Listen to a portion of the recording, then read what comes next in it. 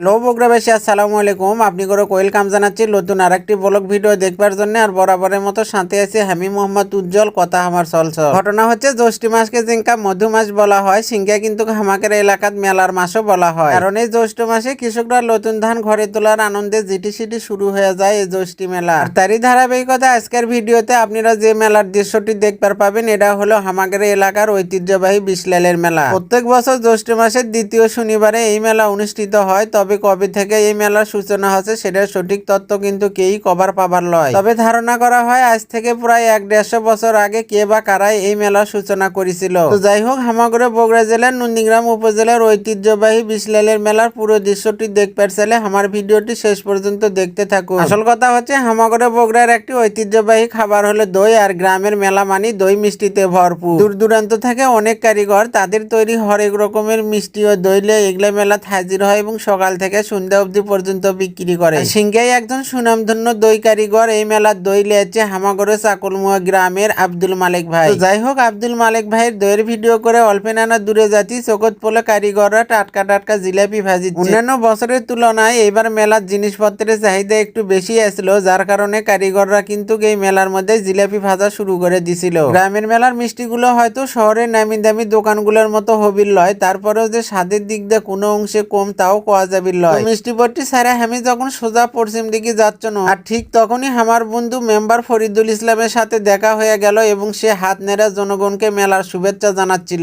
আমি যখন ভিডিও করছ না আর সামনের দিকে যাচ্ছ না, তখন মেলার বেমাকটি মানুষ এমন করে ফেল ফেল করে তাকে আসছিল, মনে হচ্ছে আমি অন্য গ্রহ থেকে আসছি। এবার ফাইনালি কিন্তু আমি চুরিপট্টিত চলে আসছি। তো চুরিপট্টিত কোনটা কোনটি কি আসলো সেগুলাই কিন্তু তুলে ধরার চেষ্টা করেছি। তো প্রথমে কিন্তু এনামুল মামু থুকু এনামুল ভাইয়ের দোকান দেখবার পাচ্ছিল, আর এই দোকানত কিন্তু বিভিন্ন প্রকার চশমা পাওয়া যাচ্ছিল। তো চশমার দোকান পার হয়ে যখন সামনের দিকে যাচ্ছ না, তখন একটা জিনিস লক্ষ্য করে দেখনো, এটি কিন্তু বিটি সলপেলের চাইতে বেটা সলপেলি বেশি আসলো। যদিও ওই দোকানগুলোত বেটা সলপেলে কোনো জিনিস পাওয়া যাবে লয়, তারপরেও যে বেটা সলপেলের চাপ কি জন্য বেশি থাকে সেটা কিন্তু কার আমার অজানা থাকবার লয়। আর এই মেলার মধ্যে হুট করে দেখা মিললো আমাদের এলাকার সবচেয়ে প্রিয় স্যার সাইফুল ইসলাম লেদু স্যারের সাথে। এইদিকে আবার হুট করে মেলা দিন পর আমার মিতা উজ্জ্বল ভাইয়ের সাথে দেখা মিললো, আর ওইদিকে ছোট ভাই নাহিদ কিন্তু হাত লেড়ে টাটা দিচ্ছিল। এটি আবার মাহি বাবু দেখি আইসক্রিম খাচ্ছে, আর এই মাহি বাবু হলো আমার একজন নিয়মিত ফলোয়ার। কিন্তু এটি যে কি আইসক্রিম দিচ্ছিল, যার কারণে সলফল গুলো এই দোকানদারক ভীমরুলের চাকের মতো শিকালিছিল। এই দোকানে এতই চাপ আসছিল যে দোকানদার 2 হাত দিয়ে আইসক্রিম তৈরি করে শেষ করবার পারিছিল না। এদিকে যখন ছুটিনে সলবল আইসক্রিম খাওয়ালে ব্যস্ত, ওইদিকে কিছু বান্দর মার্কা সলবল নাগরদোলা তুটে এমন ভাবে লাফালাফি করিচ্ছিল, মনে হচ্ছে আজই চিড়িয়াখানার থেকে সারা পাশে। খালি খালি যে ছুটিনে সলবল উঠে শুকু খাবি তা কিন্তু হবির লয়, বড় বড়